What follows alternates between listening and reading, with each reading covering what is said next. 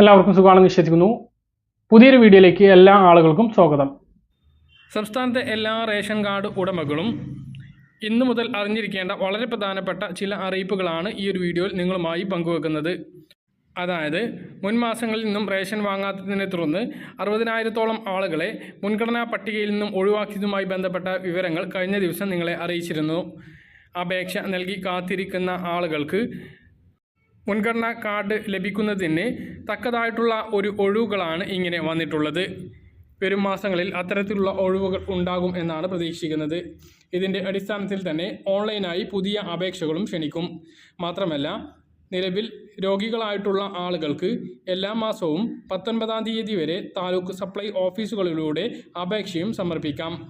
ഇങ്ങനെ അപേക്ഷ സമർപ്പിച്ചാൽ നിലവിൽ ഇതുവരെ വെള്ള, നീല റേഷൻ കാർഡിൽ ആയിട്ടുള്ള ആളുകൾക്ക് മുൻഗണനാ കാർഡുകൾ ലഭിക്കുകയാണ് എങ്കിൽ നിരവധി ആനുകൂല്യങ്ങളാണ് ലഭിക്കുക. ഇതേക്കുറിച്ചും ഇതുമായി ബന്ധപ്പെട്ട മാനദണ്ഡങ്ങളെക്കുറിച്ചുമാണ് വീഡിയോയിൽ വ്യക്തമാക്കുന്നത്. അതോടൊപ്പം തന്നെ മസ്റ്ററിംഗ് അറിയിപ്പുകളും റേഷൻ വിതരണവുമായി ബന്ധപ്പെട്ട അറിയിപ്പുകളുമുണ്ട്. വീഡിയോ വിശദാംശങ്ങളിലേക്ക് കടക്കുന്നതിന് മുമ്പ് കൂടുതൽ ആളുകളിലേക്ക് ഇൻഫർമേഷൻ എത്താൻ വേണ്ടി തീർച്ചയായിട്ടും നിങ്ങളൊന്ന് ഷെയർ ചെയ്യുക, ലൈക്ക് ചെയ്യുക. വീഡിയോയുടെ വിശദാംശങ്ങളിലേക്ക് വരാം. സംസ്ഥാനത്ത് മുമ്പൊന്നും ഇല്ലാത്ത വിധത്തിലുള്ള റേഷൻ വിതരണമാണ് ഈ മാസം നടന്നത്. കാരണം 4-ാം തീയതി മുതലാണ് റേഷൻ വിതരണം ആരംഭിച്ചത്. പിന്നീട് മസ്റ്ററിങ്ങിൻ്റെ പേരിലും റേഷൻ സമരത്തിൻ്റെ പേരിലും റേഷൻ മുടങ്ങുന്ന ഒരു അവസ്ഥയുണ്ടായി. ഈ കാരണം കൊണ്ടെല്ലാം റേഷൻ വിതരണം തടസ്സപ്പെട്ടിരുന്നു. കൂടുതൽ സമയം ഈ മാസത്തെ റേഷൻ വാങ്ങാൻ ലഭിച്ചിട്ടില്ല. ഇനി ശേഷിക്കുന്നത് 8 ദിവസം മാത്രമാണ്. അതിൽ തന്നെ 4 ദിവസത്തെ അവധിയും ഉണ്ട്. ഇന്ന് കഴിഞ്ഞാൽ പിന്നെ 4 ദിവസമാണ് റേഷൻ വാങ്ങാൻ ഉണ്ടാകുക. അതായത് ശനിയാഴ്ചയ്ക്ക് ശേഷം പിന്നെ തിങ്കൾ, ചൊവ്വ ദിവസങ്ങളിലായിരിക്കും റേഷൻ കട പ്രവർത്തിക്കുക. പിന്നെ അടുത്ത ശനിയോടുകൂടി ഈ മാസത്തെ റേഷൻ വിതരണം അവസാനിക്കാനാണ് സാധ്യത. സെർവർ തകരാറുകൾ ഉണ്ടാകുകയാണ് എങ്കിൽ കഴിഞ്ഞ മാസത്തേതുപോലെ റേഷൻ വിതരണം നീട്ടി നൽകാനുള്ള സാധ്യത ഉണ്ട്. എങ്കിലും വലിയ കുഴപ്പമില്ലാതെ സെർവർ തകരാറൊന്നും ഇല്ലാതെ റേഷൻ വിതരണം നടന്നാൽ ഈ ശനിയാഴ്ച, അതായത് 30-ാം തീയതി തന്നെ റേഷൻ വിതരണം അവസാനിക്കും. ഞായറാഴ്ചയാണ് 31-ാം തീയതി വരുന്നത് എന്നുള്ളത് കൊണ്ട് തന്നെ ഞായറാഴ്ച അവധിയുമായിരിക്കും. നോക്കുക, കഴിഞ്ഞ 2 മാസങ്ങളിൽ റേഷൻ വാങ്ങിയിട്ടില്ല എങ്കിൽ ഈ മാസം നിർബന്ധമായും മഞ്ഞ, പിങ്ക്, നീല റേഷൻ കാർഡുകാർ റേഷൻ വാങ്ങണം. ഇല്ല എങ്കിൽ അവരുടെ റേഷൻ കാർഡ് വെള്ള വിഭാഗത്തിലേക്ക് മാറ്റും.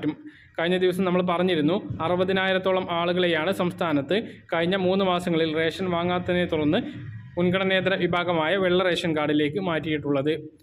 വ്യക്തമായ കാരണം ഉള്ളതുകൊണ്ട് റേഷൻ വാങ്ങാത്തവർക്ക് മാത്രം മുൻഗണന റേഷൻ കാർഡിലേക്ക് തിരിച്ചു കയറാൻ വേണ്ടി അപേക്ഷ സമർപ്പിക്കാം എന്ന് മാത്രമാണ് ഉദ്യോഗസ്ഥർ വ്യക്തമാക്കിയിട്ടുള്ളത്.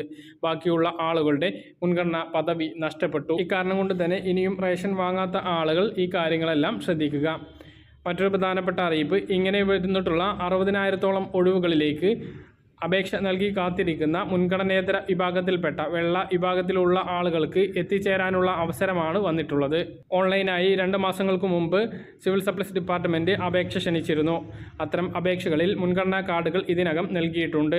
അതുപോലെ നവകേരള സദസ്സിലൂടെയും മുൻഗണനാ റേഷൻ കാർഡിന് വേണ്ട അപേക്ഷകൾ സ്വീകരിച്ചിരുന്നു. അതിൽ അർഹരായവർക്ക് BPL കാർഡ് നൽകുന്നതിനുള്ള നടപടികൾ ഇപ്പോൾ പുരോഗമിക്കുകയാണ്. പുതിയ ഒഴിവുകൾ വന്ന സ്ഥിതിക്ക് ഇനി ഓൺലൈനായുള്ള അപേക്ഷ ഉടനുണ്ടാകും. ഗുരുതര രോഗമുള്ള ആളുകൾക്ക് ചികിത്സ ആവശ്യം മുൻഗണനാ കാർഡുകൾ ആവശ്യമായി വരാറുണ്ട്. അതിനുവേണ്ടിയും അതുപോലെ തന്നെ അവരുടെ സാമ്പത്തിക അവസ്ഥയും പരിഗണിച്ച് അവർക്ക് മുൻഗണനാ കാർഡിന് വേണ്ടിയിട്ട് എല്ലാ മാസവും 1-ാം തീയതി മുതൽ 19-ാം തീയതി വരെ താലൂക്ക് സിവിൽ സപ്ലൈസ് ഓഫീസ് മുഖേന ഓഫ്ലൈനായി അപേക്ഷ സമർപ്പിക്കാം.